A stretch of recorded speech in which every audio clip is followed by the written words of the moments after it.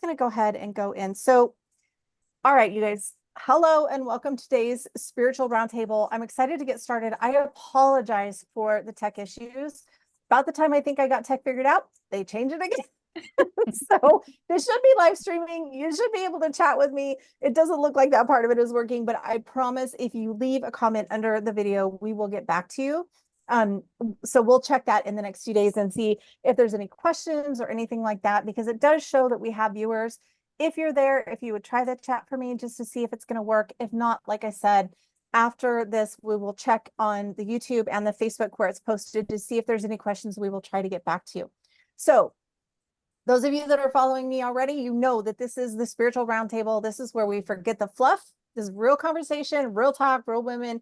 We're just going to get into the meat of it. Now, I've already posted all of the information for Miss Caroline, all of her great links and her website and everything else, and the wonderful 𝗦𝗽𝗶 as well. So if you want to get to know these ladies, I highly recommend that you get on their email list and Facebook message, or all the socials, Facebook, Instagram, wherever they're at, go find them and make sure that you are on their list. And of course, I would love to have you on mine. We're just going to dive right in. Today, the topic is healing that sticks. And I love these ladies because they all have a similar view. Again, if you've heard me talk before, you know I am passionate about the 5 pillars of wholeness, which is physical, mental, emotional, spiritual, and galactic frequency, galactic energy, however you want to term that.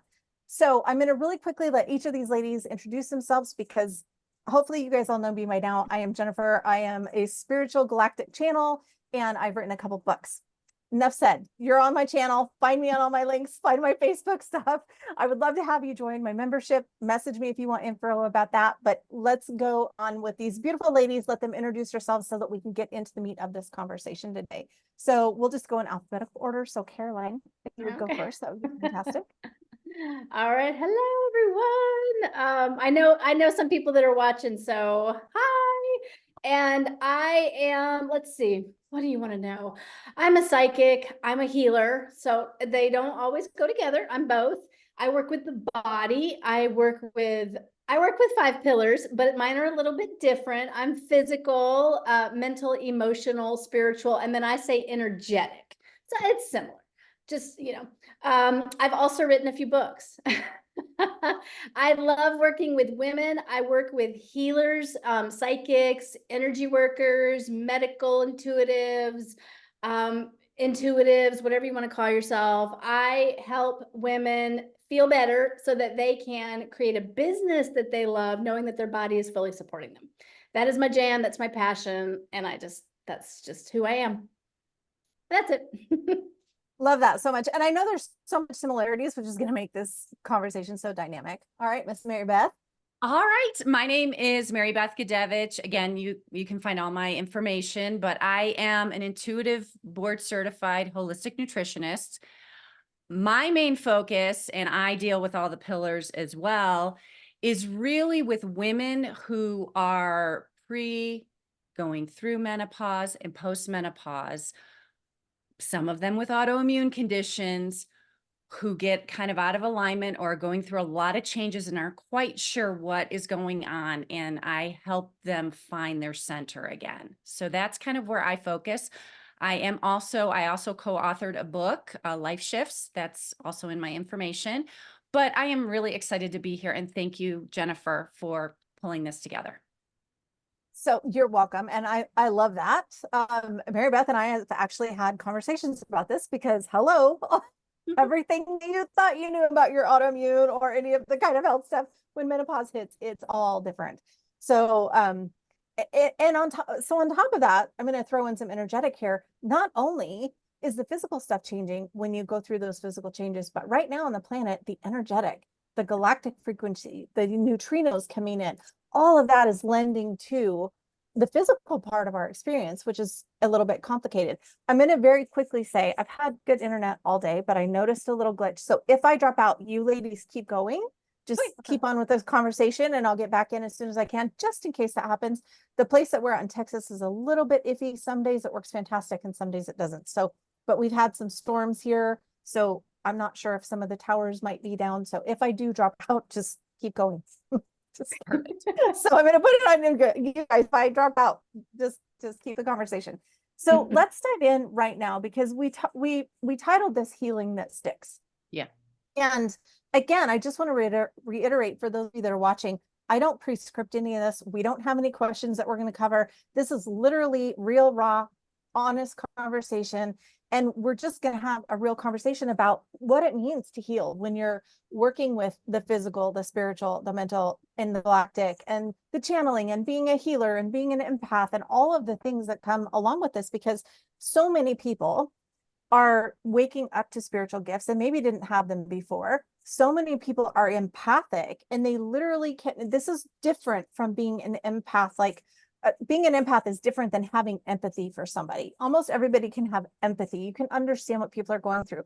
When you're empathic, you can literally feel other people's feelings, emotions, like issues. I've been in places before. I was at a yoga training one time, and I literally was like, who's having cramps that's about to kill them? Because I could feel it. And I could feel it where the person, even though she was in a different, like we were adjacent from the room, but like, I'm like, girl, go get a heat pack or something, because I could feel it. So that's different than having empathy. Like you can have empathy for saying, oh, I'm sorry, you're having struggle with your cycle and you don't feel good, and maybe can I get you an ibuprofen? But when you physically feel it as an empath, and you can feel emotions, physical, all of the things. So you've got to figure out where it's the empath or the spiritual gift, right? Doesn't feel like a gift sometimes, but where it's a gift versus where it's your own body and what you're feeling, how the planets are affecting you, how your emotions are affecting you, how your energy is affecting you, how what you eat is affecting you, right? How what you think about what you eat is affecting you, which is where we're going to get into all of this stuff. So I know you guys both have similar views on that. Yeah. If like, where's the starting point, right? Where's the starting point? To me, the starting point is choice. Are you going to choose to feel better? And are you going to choose to do the work to feel better? Because when you make that choice, then you sit in curiosity. And when you are in curiosity, then you can uncover a lot. And I think, Jennifer, to your point, you made a really good point about when you're empathic, discerning when you're taking on somebody else's energy versus it being your own. And I work with a lot of women where it's like, I really, really talk about, you need to step back, ground yourself, and then ask yourself, is this mine? And when you're in that space, it becomes really, really clear. And I want to add another empathic one that I see with a lot of clients is, if there's a lot of construction in their area and the earth is being dug up and changed, I have a lot of female clients that have anxiety around that. So it's another form of empathy I do see. That's interesting. That's interesting. Yeah, that's interesting. Yeah. Mm-hmm. I was going to say decision. So it's very similar, like deciding that you are important, you are worth taking the time, you are worth digging in, that your responsibility is to yourself first. You put your mask on, you put the mask on first before you help anyone. So for me, it's that choice, that it is about choices. It's your daily choices. And so it really depends on the person that I'm working with, depending on what's going on with them. But I totally agree. It's that decision, like, this is what I'm going to do, knowing that you might not know the way fully, that the path will unfold. I was also going to say about the being empathic. I have a program where it's all about connecting in. So you know what's your energy and you know what's not your energy, and then learning how to ground. And I don't like to say protect, because that means like fear and not, but my energy is my energy. Yours is yours, and you can just keep yours. Thank you very much. I don't want your energy. I want my energy, and learning how to really hold. I mean, even as I say it, I sit up taller. It's like really being strong in your own energy, so that you might have a tendency towards being empathic, but it doesn't have to prevent you from living your life. That you can go to Walmart if you wanted to. I mean, but if you wanted to, and not go home with a headache, like being able to be strong enough, and that choice to do the inner healing, whatever you need to do for yourself in order to live the life that you want. Because I believe at the core, everybody can heal to a certain extent, if not completely, a lot. And I believe that we are way more powerful than we give ourselves credit for. I agree. Sometimes we can get into a little bit of like victim-y energy, and that's okay. We're human, you know, we're having a human experience. But I believe that we can choose differently for ourselves. So Right. And I'm a hand talker, so I hope I'm not gonna, I'm like Me a hand. too, so we're I good. was Italian. I'm not Italian at all. I'm super Caucasian. No, I do the same thing with my hands. So I love this conversation for so many things. So decision is huge, right? But it's even before that, like I talk all the time about radical responsibility and really becoming responsible for your own life, your own self, your own whatever. But I think also, especially women our age, like there was this whole thing that I had to get through for myself, which was don't be too high maintenance, don't be too needy, don't, you know what I mean? Like all of these things, and God forbid, don't put yourself first, right? Like that was literally something you were always the last to eat, the last to get. Yeah, that's how I was raised. And it's when we say you become like self-care and self-awareness, it's not about so that you're not taking anybody else, but you have to know where your breaking point is really. And like one of the other things that I talk about all the time is you've got to know your Achilles heel, right? So like if you know that your blood sugar gets wonky if you don't eat every 3 hours, that's something that should be a priority. And there's so many people that I see that have that underlying pattern. And this is where like programs, patterns, paradigms, you know, self-awareness stuff would come in of how you've been raised and what did you learn? What are the habits that you have?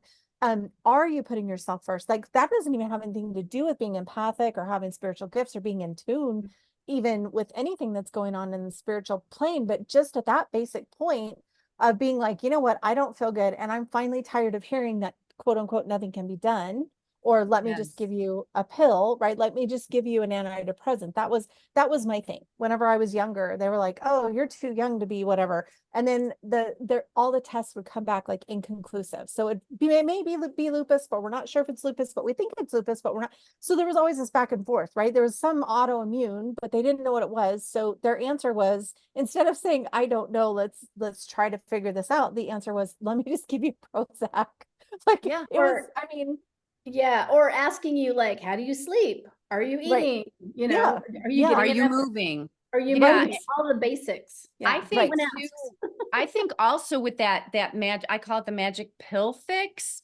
And when we have a diagnosis, I think that there are some of us that allow it to define us. Oh, I have this, therefore I should be feeling like. Whereas what if we were to step away from that diagnosis and really get in tune with our own body and start really listening to what our body needs? Like you talked about realizing blood sugar, right? I call that, let's figure out your fights, right? Your non-negotiables. Like I have to make sure my sleep and stress are in alignment. Otherwise I'm going to tank. And I know that, and I see this pattern coming. So I'm going to stop it right there and I'm going to shift. And I think so many times the answer is like, I have a friend who's going through menopause, terrible sleeping, and said physician wants to give her a pill for sleeping better. And I'm like, okay, well, what if we look at circadian rhythms? And what if we look at your sleep routine? And what if we look at, you know, your blood sugar? You know, there's so many components that can go into that piece that you can do yourself. And we're so much more empowered, I think, at this age than a lot of our grandparents were, right? Right. Well, and I think that generation was like, you just do whatever the doctor tells you, because that's how 100%. that's what they were raised to do. The doctors were the authority, therefore you listen to that.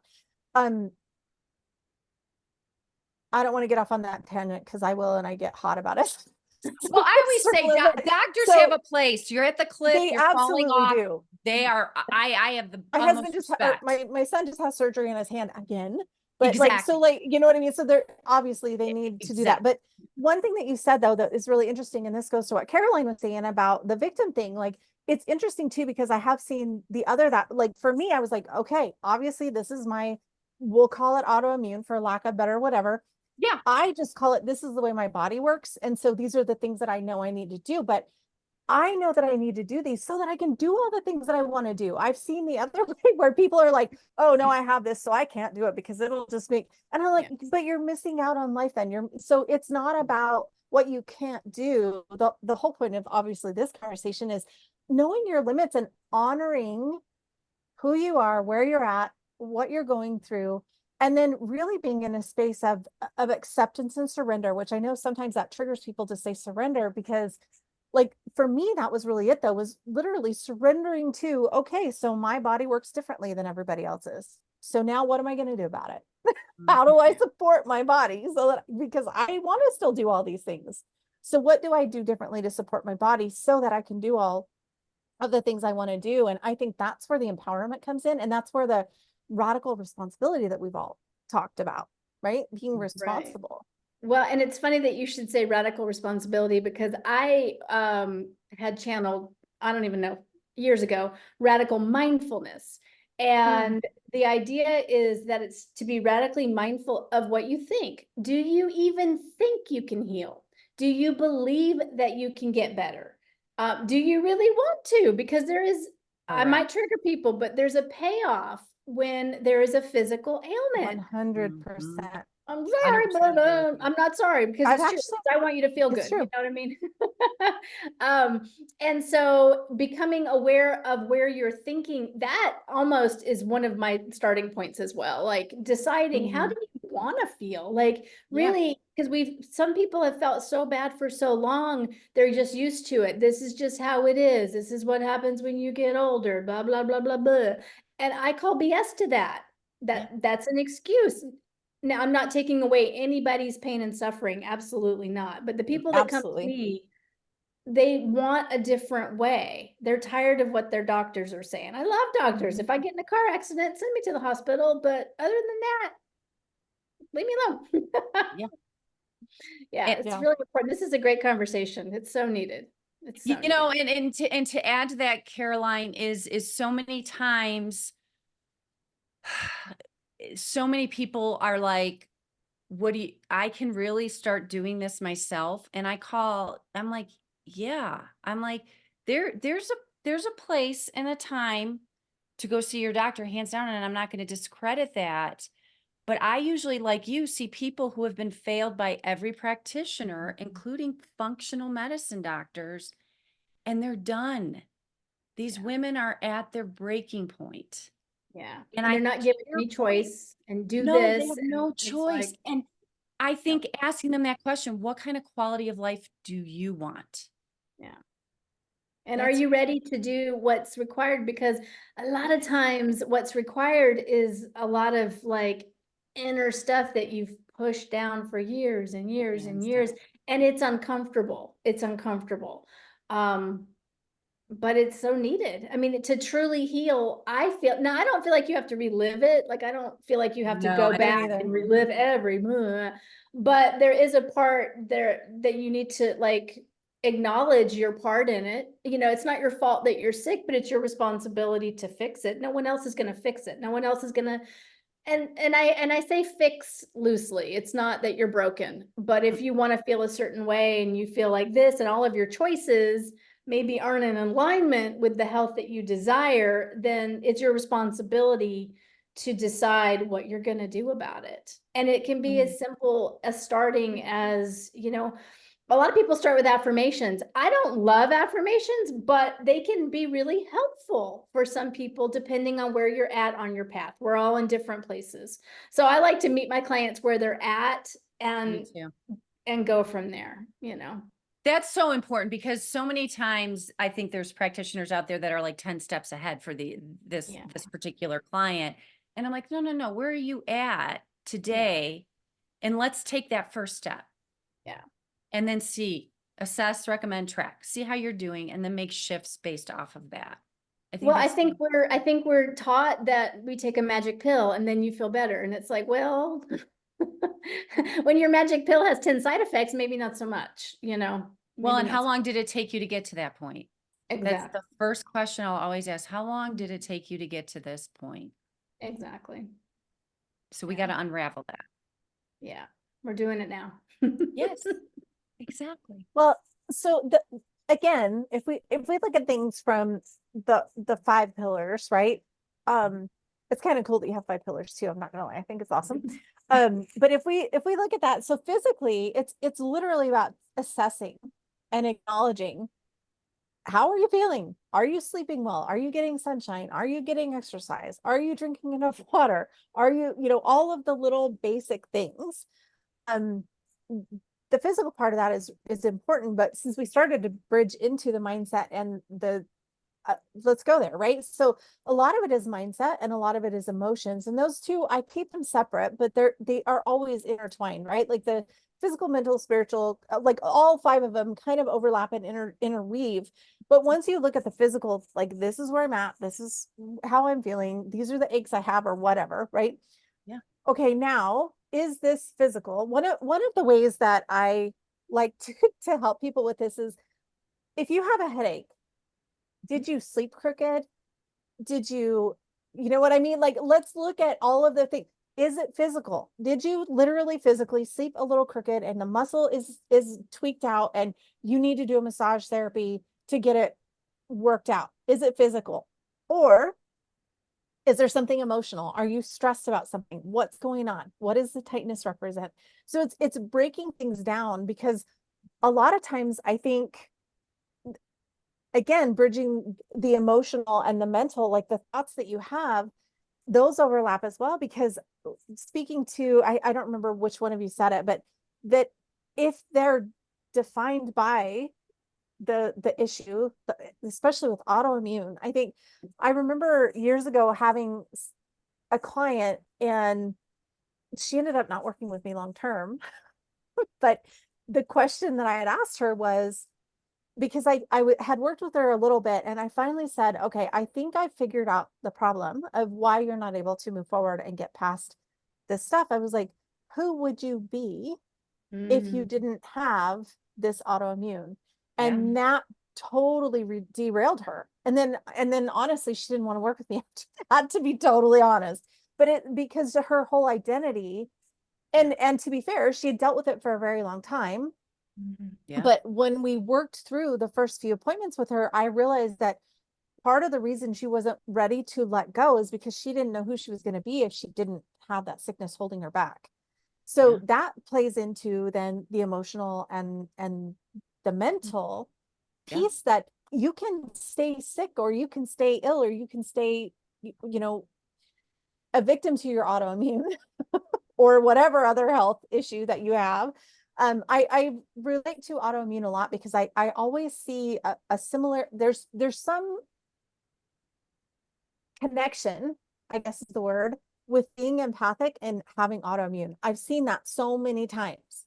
Yeah. Now, I don't know why it is. I mean, I have an idea and a theory. There's no physical scientific evidence, but I would understand that feeling the extra energy, the frequency, the emotions of everybody, and not knowing how to process them would cause discontent within your body, which could cause disease, right? So just basic principle of like Dr. Emoto's work, where you see frequency change the water molecules and make the ice look a certain way, same idea, right? So that, but I do see a lot of people that are empathic and have autoimmune, and it's because they don't know that they're empathic, they don't know how to work with the energy, or they don't understand the emotions that they have, right? Whether that's coming from being empathic or from within themselves, the emotions will cause a frequency that then will also lend to whatever the issue might be. And it's so multifactorial too, because when you are empathic and autoimmune, I'm autoimmune also. When you're empathic and autoimmune, if you've got childhood trauma or teenage trauma adding to that piece, or you're feeling your parents fighting all the time, or you're absorbing a lot of that energy into you because you don't know how to manage it yet until you're taught how to manage that. And sometimes I will see, like, some of my clients, they went through their teenage years where they were just hiding in their room because being out there was just too much for them to process. And I know anger is another big autoimmune trigger as well. So if you were around a lot of anger, or you were very angry as a child because you were frustrated, especially if you were empathic, that can also be a big trigger. But everything's multifactorial. And when it ends up in the physical, that's the last place. Yeah. So Yeah. we have to back it up and go, where did it start? Where's the root to that? Yeah.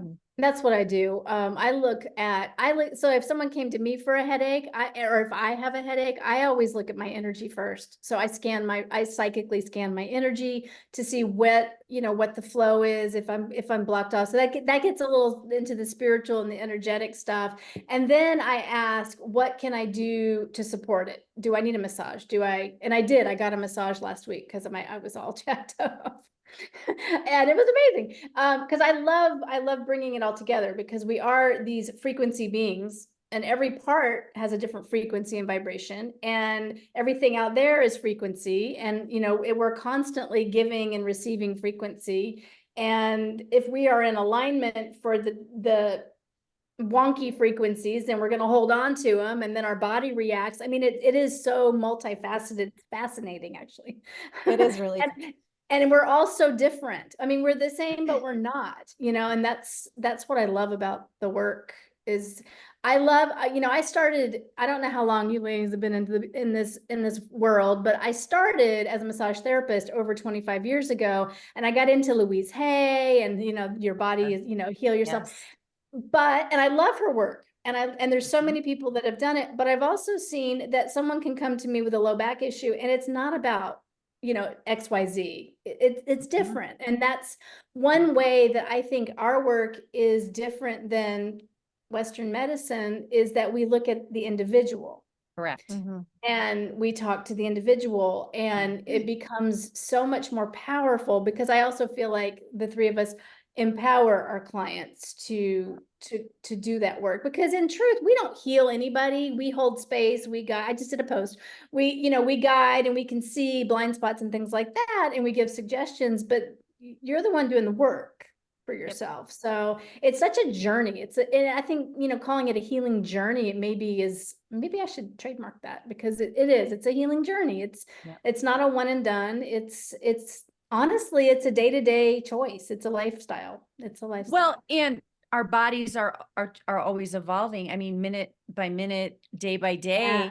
So you have to be willing to be in that space of, okay, this is a lifestyle, not in a negative way, and not, a burden, but this is a lifestyle, and I'm going to be in tune with my body. Like, what do I need today, or what's going on right now? Yeah, I agree with you. And a lot of people resist that. And I think it comes back to, like, who would you be if you felt amazing? Exactly. And then you start getting into all kinds of stuff. You just go then down you get into like these underlying programming of, I'm not good enough, or I'm afraid of success, or I'm, these core beliefs. Then you start opening up these core beliefs with them, and it's like eye-opening for them. Yeah. So, I mean, I still find them. Me Me too. I'm not good enough. But then I go back to it, like a past life, or I don't do a lot with I do some, but like inner child, like younger self, like my 1-year-old self. And I was like, I thought I healed this. That's a really good point too. So that's another thing. Like, I love speaking to this because I'm passionate about it. And part of it is because I still live it. Like, I'm still on the healing journey, so to speak, because again, everything that I'm like, oh, good, I've got this all figured out. I got my body working good again. And then all of this sudden menopause hits, and then my SVT goes out the window, and then I have to have surgery, and then I'm pumped full of all kinds of medicine because I have to have MRIs and all that, you know what I mean? And so like, then it's like, now I'm starting all over. And on top of that, the hormone changes, and I'm like, stuff that used to work doesn't work anymore. So, well, I don't think you're starting all over, because you've already done so much work. But you know what I mean? It feels, it feels that way. But what's interesting too, and I think probably just knowing the three of us and knowing the people that are drawn to our work, almost everybody I work with is spiritually gifted in some way, right? There's some kind of spiritual gift, whatever that is. So when we were talking about the headaches, I had to giggle because I forgot almost how I used to have intense migraines back in the day. Wow. Now, Okay. part of that was because I was trying to tune my guides out. Like I have seen Wow. and heard spirit my entire life, but there was a point where I'm like, I'm done with this. I'm not listening. Everybody go away. And so me trying to block out all of the spiritual energy caused migraines. I had severe migraines. Now, interestingly enough, there was a couple other accidents I had. I got thrown off of a horse. I had a car accident, like all these different things that jacked up my neck so bad that it was also physical. So sometimes there's this in between of like, okay, what's the headache mean today? Exactly. So, Exactly. so And it is multifactorial like that. Like there's so many pieces for you, Jennifer, that played into that. mhm, It's huge. And you're right. It's like a check-in with you today. Okay, so where is this coming from? mhm. Is this from the Yeah. accident or Yeah. yeah. Yeah. And that's why I'm like, then I go back to the physical. Okay, well, I know I have a little bit, and I know some people are like, oh, you could use that as an excuse, but I'm like, I know that I have issues with my neck. Like we could say all day that I could talk myself out of it and but I know that physically I need to do certain exercises to keep all the muscles strong, to support the bones, to like, it just is what it is. I'm not a victim of it, but I also know like this is an area that I need to pay attention to, and I'm going to support it structurally as well as I can so that it doesn't cause the weak link, right? So it's allowing yourself to be physically and mentally and spirit. Like I don't have any more like you're not worthy because your neck is jacked up. Like all of those things I had to work through those.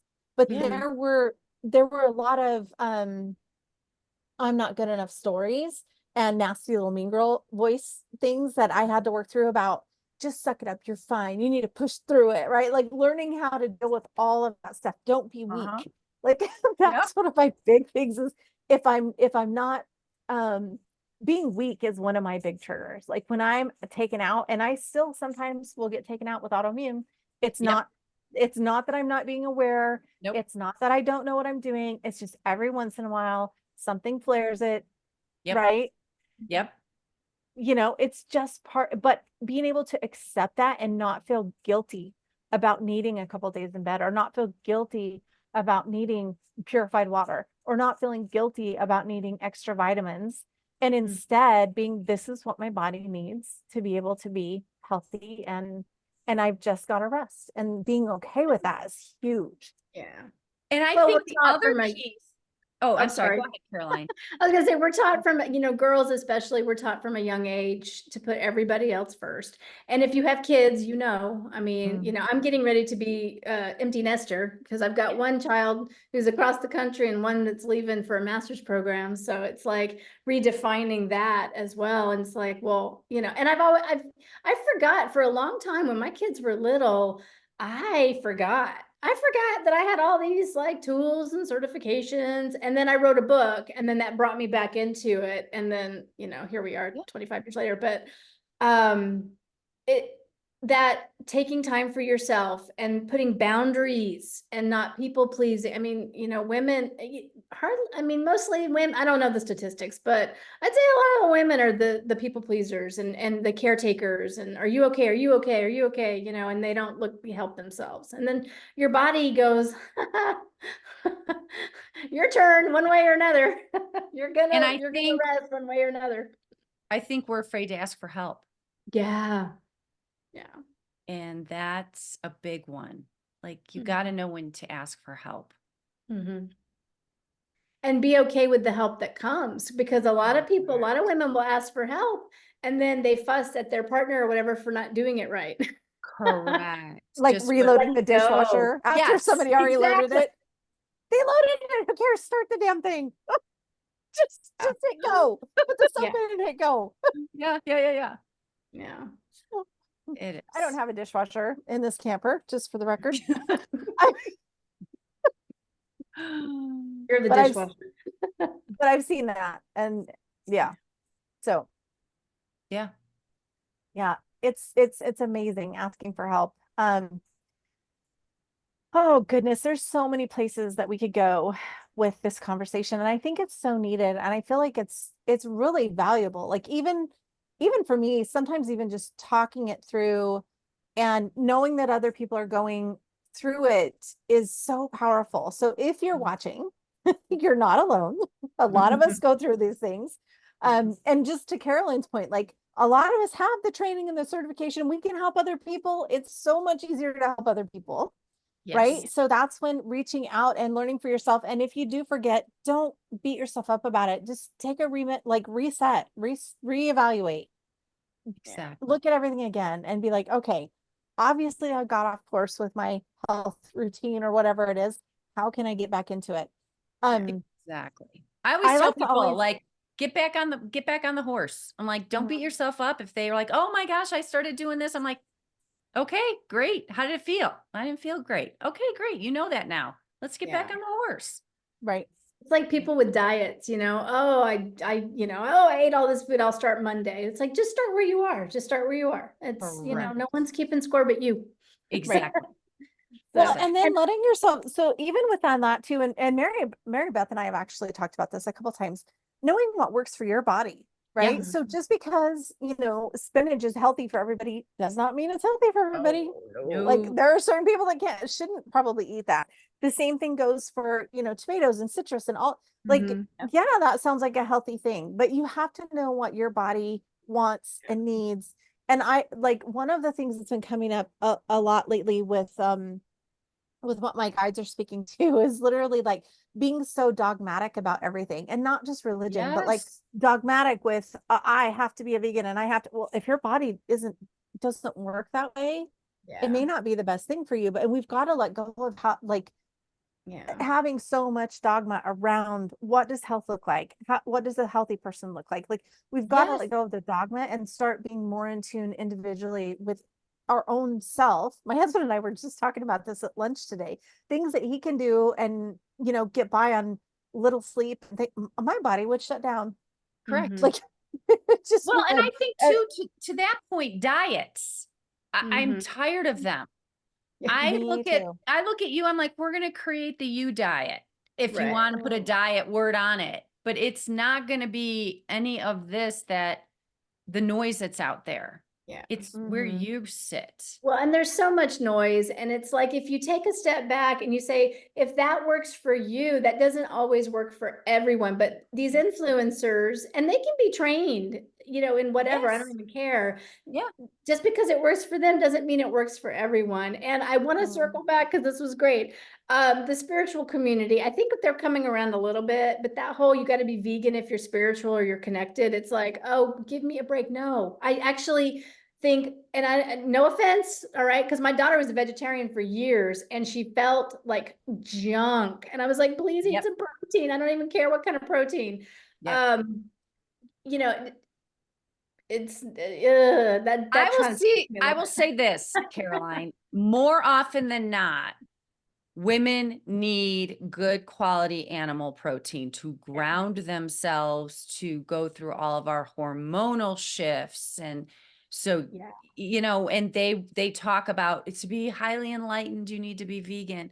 For some people that works. I acknowledge that, but I see more often than not with women, you need protein.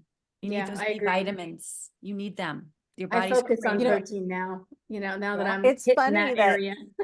It's funny that you're saying that, because I had kind of forgotten about that, because I'm like, no, I know what works for my body, and it's not good. I went to a thing.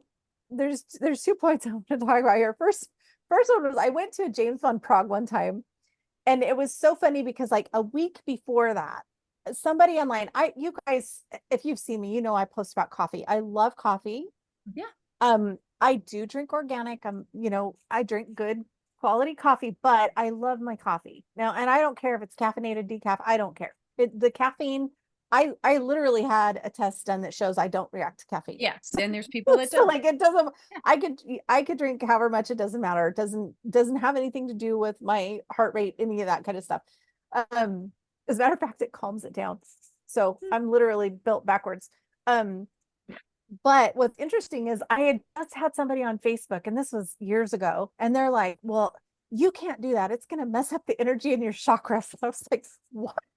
I had never heard anything like that. And then it was so funny because like a week later, I was in Arizona at a James Van Praagh training, and somebody had asked him about drinking coffee because he came in with like a coffee every morning. And somebody said, well, doesn't coffee affect your ability to connect? And he was like, what? Yeah. That's so stupid. Like, I don't remember exactly what he said, but he was just like, that was the dumbest thing he'd ever heard. So I think it's so funny that we see these things come in waves, right? So now Yes. if there's another round of this, in order to be spiritual, you have to do XYZ, whatever that is, just let it go. And that goes back into the dogma of thinking things have to be. Yeah. Yeah. Another spiritual one I'm seeing lately is the fasting. Like Mm. you need to fast, do a water fast for 5 days and I'm like, oh my gosh. No, thank you. If I were Some to people are have doing it any and of they're my doing great, menopausal but clients do that, they would be on the floor. yeah. Their blood Yeah. sugar, boom. Yeah. That's interesting too, because that's a new trend that I've seen is that fasting. Like I've seen so many people doing that and I'm like, I'm a little bit intrigued by it because some people are having really good results, but on Yeah. the other hand, I don't think I could do it. I see success with some people and it's not, it's a certain criteria that you want to have to Yeah. try it. But mostly for women, unfortunately, I have not seen it be successful. I've seen it with men, my male clients, golden for a lot, Yeah. for I, a lot of them. I fast at night. I eat dinner early and then Mhm. I don't snack. And then I don't eat until like, because I work from home. So I usually don't eat until like 8:30, 9 o'clock in the morning. That's good enough for me. My sister likes to fast and she says it makes her feel great. And I'm like, no, thanks. I'm good. Yeah. And that's it. That's your bio individual. Like, yeah, I have women that can go 12 hours without eating. They're great. You go any time past that, they're crashing, or some of them 8 hours. I gotta be, boom, I have to eat something first thing in the morning. So it goes back to that meeting people where they're at and knowing their bio individuality.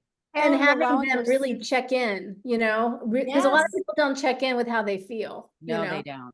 So that's and really allowing yourself to change with when things because like as your Yes. body changes and even sometimes just with the season, right? Like Yes. there's sometimes that I have to have a snack before I go to bed because if I don't, I'm gonna have weird dreams. Like I was doing that one time. I had Michael Lennox on as a dream expert, and I was like, I was literally having dreams about like survival for I don't know how long.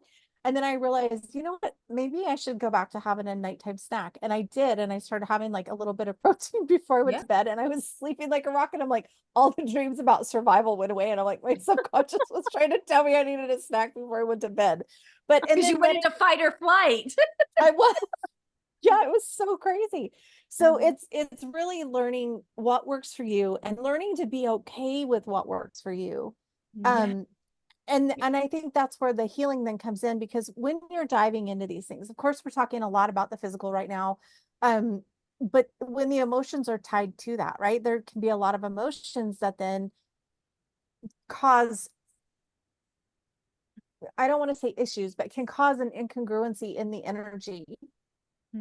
So even if we're looking at like as far as healing goes, if we look more on the emotional healing and spiritual healing, right? You had said something about past lives, and I'm like, that can come into play too. You can have an experience that is totally not physically related, causing physical problems.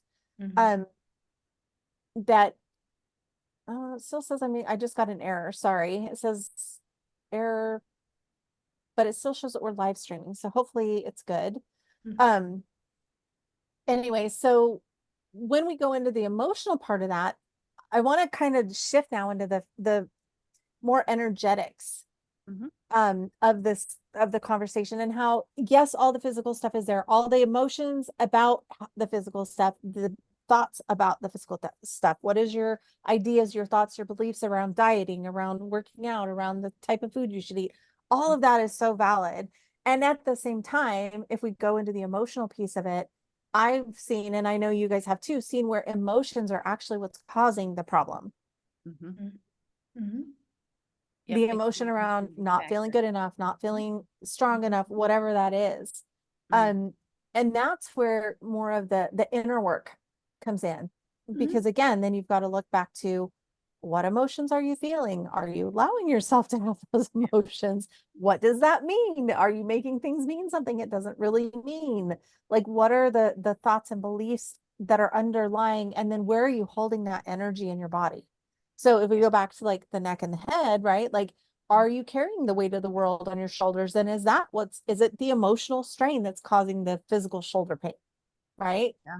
So looking at it from that aspect as well. Yeah. I think it's so important to look at it from all the aspects, you know, to just really I like to just keep digging until you find, because you know when you find it. I know when I find it with someone or even myself, there's usually an emotional release. Yes. Whether it's crying, it's usually crying. Or just like, oh, like you get this like, oh, that's it. And then you can kind of feel it, because we're taught to, I mean, men especially, but women too, we're taught to suppress. Oh no, I'm fine. I'm fine. I'm fine. Yeah. I'm fine. I'm fine. I'm fine. You know, Yes. it does affect you, you know.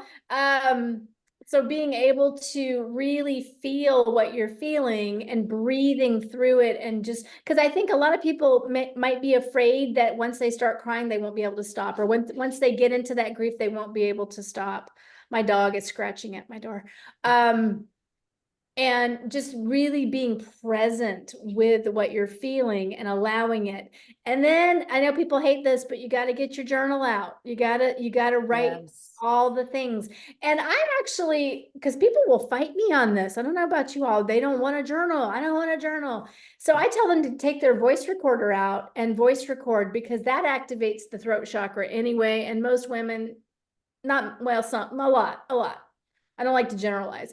Our throat chakras are kind of a mess. Like, we don't speak for what we want. We don't speak our truth as much as we could. And so speaking in, and then you can just delete it. You can just rant. And because I like to do brain dumping. Have you heard of that? Me too. Yep. I do the same thing. And just getting it all out, getting it all out, and then checking back in. Like, it's a process. It's such a process, and it's beautiful. And it doesn't even, in my view, have to take a long time. I don't know if there's a misconception that you have to be, you know, meditating for an hour, and then you have to journal for an hour, and then, you know, you can't work because you're connecting all day. And that's, you know, maybe sometimes, but, you know, taking those small steps every day to do these things, it just becomes a part of who you are. It becomes a part of your daily practice, which is what I like. I like to bring things into my day, kind of incorporate them, and all the things, so that it just becomes who I am, and not something I have to do. It's something that I'm choosing to do. Yeah. So, and I want to speak to grief. Because I work a lot with, I have background in grief counseling as well, and I tend to have clients. So many individuals want to tamp those emotions. They feel like it's being weak to be in the middle of the store buying a cantaloupe and all of a sudden crying because you're remembering your mom who's passed away, or whatever it is. And take that cantaloupe, put it down, go walk outside and cry. Have a good cry. Let it out. We've got to know that when it hits, it's going to be in the most unexpected way. Release it. Let it flow through you, because it's like tears. They talk about tears, how they're very cleansing for the eyes and for the body, that you're actually detoxing. It's the same thing. You have to allow yourself to feel these emotions. Well, they'll fester. And then, you know, maybe not tomorrow, maybe not 5 years from now, but maybe 20 years from now, something, because they've been festering for that long. You can get it recognizing when it's your emotions or somebody else's. True. Yeah. Because I'm at the grocery store. Okay. Let me ground. Is this mine, or is that the dude over there picking out steak for the weekend, you know? And really kind of recognizing, okay, no, that's not mine. Yeah, I agree with that so much. And it's so funny, because as you're speaking about that, I'm like, God, suck it up. That's something that our generation, I think, heard a lot. Suck it up, you're fine. I call it we have a level of grit. Right. And they're like, come on, you can do that extra thing. You got to push through it. It's like, Or I'll give you something to cry about. Right, Yes, right. Oh my gosh, yeah. exactly. So, and Thanks, what's Mom. interesting too is all of those, like when you suck it up, that's literally what happens is you push that energy back into your body and your body holds it until you have that, the moment of release. So it's better, I feel like it's better to just work with it as it shows up. And then Or that we way, eat our feelings. I mean, how many people eat their feelings? Oh, hands down. Or Yeah. celebrate with their feeling, you know, eat to celebrate, eat Food to is, yeah, console, is eat to, mhm. because I'm bored, eat. And then our food is engineered to kill us. And so Yeah. it's Well, and like, okay, yeah, let's talk about anger. I have had female clients and I get so angry at my child or this or whatever. And I'm like, can you get outside and go for a walk? Do you have a punching bag in your basement? Do you have weights somewhere in your house? Can you go run on a treadmill? Get it out. yeah. Get that body moving and let that anger flow through. Mm-hmm. And then address the situation, but know when to walk away and then come back and say, okay, we're going to have a talk. Mhm. Well, and it's so I just had this flashback to when I was a yoga instructor for a long time, and we would like, especially in yin yoga, right? Because it's very soothing, it's very soft, and it was inevitably they'd be like, I don't know why I'm crying, and I'm like, because the energy is moving through. All of the energy that you've been holding in your body needs to be released, and they would end up in pigeon pose crying their eyes out because the energy, like it literally was releasing from their body everything that they had been holding and sucking in, and like just keep it together, like all of that, those kind of emotions get stuck and stored in your body. So allowing Well, yourself to release that will help with some of the issues. Even if you have a physical thing, like literally my physical autoimmune stuff is nothing compared to what it used to be, but it's because I've learned how to process the emotions and how to work with what I need and actually honor what my body needs, honor what my emotions are, understand what the limiting beliefs are that tell me I'm not good enough if I'm sick, like all of that kind of stuff plays in together. and to circle back, just because you said yin yoga, so many of us women are in our masculine energy. So talking about energy, we are taught to, I'll do it. I used to be on, I'm not proud of this. I am a little proud of it, actually. I might want to look at that. I used to be on like my school PTA, and I was like the president, and I got shit done. And they used to call me the handler because I would handle that shit. And that is so masculine. And learning how, and this actually goes back to when we were talking about emotions and asking for help, is being able, when you're in your feminine flow, you're able to receive, you're able to allow. Men are the doers, and they have a different, women are taught to be like men, and we want to be like men, and I can do anything a man can do. And yeah, you can, but what is that doing to your hormonal system? What is that doing to your body? We're different, because we're different. I see a lot of that, like I said, with the menopausal journey, I call it, because especially women that were in that masculine role for so long, like a lawyer or, and then by the time they get to that point, their body goes, "Poop, I'm done. I I'm can't out." hold Yeah. that energy." Even like a single mom who has to do it all. Or a Yes. mom, like, I mean, I was a stay-at-home mom for years, and my husband worked outside the home, and I did all the things with the kids. And so you get used to like, what do you need? What do you need? Okay, everybody needs, and all that. And then it gets you in that masculine energy. And I feel like we're coming to a place, and even maybe it's the age that we're in, is like bringing back that balance, bringing back that harmony, that feminine, divine feminine, not Divine. Yes. Divine not wounded feminine. feminine, divine feminine, of allowing and receiving. And it's a way of being. And it takes a lot of kind of reprogramming. I call it reprogramming the human, because our human can be, very stubborn, and, we don't want to change. I mean, that's sort of the people don't want to change. So it is becoming radically mindful of who am I in this situation? How am I going to respond? And am I going to react? Am I going to respond? Like, how am I going to be in the situation? But it's also really empowering because it gives you choice. It's just, I don't know. This is a great conversation. So I know, much. it's so good. I'm like, I think we're already coming on an hour. I'm like, we need to get ready to start thinking about how we're going to wrap this up. But I could just talk about this forever. So I too. appreciate you ladies both so much for Thank you. coming in today. Yeah, that's If great. let's just kind of get like one little nutshell. I don't know why I just said it. Where are you Get a from? Texas I'm accent? in the sound a little too long here. If we could just bring a nutshell to like tie this up. I think for me it would be just to learn to honor wherever you're at, whatever you're going through, and letting yourself be there and knowing you're not alone. Like that's one of my biggest things is just letting people know you're not alone. That's part of the reason for these spiritual roundtable conversations.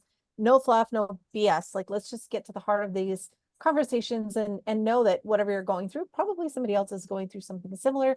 Let's help you find your people, connect with Mary Beth and Caroline.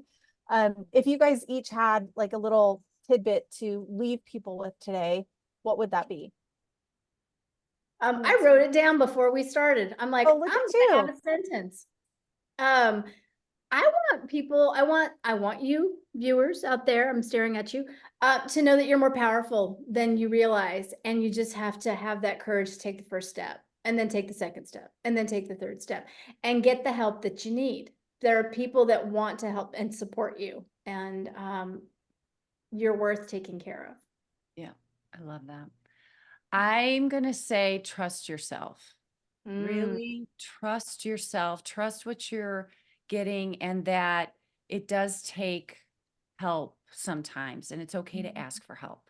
We're here for one another. We're here to support each other. We're here to help you. So know that there's always help, but trust yourself. Trust what you're getting. Yeah.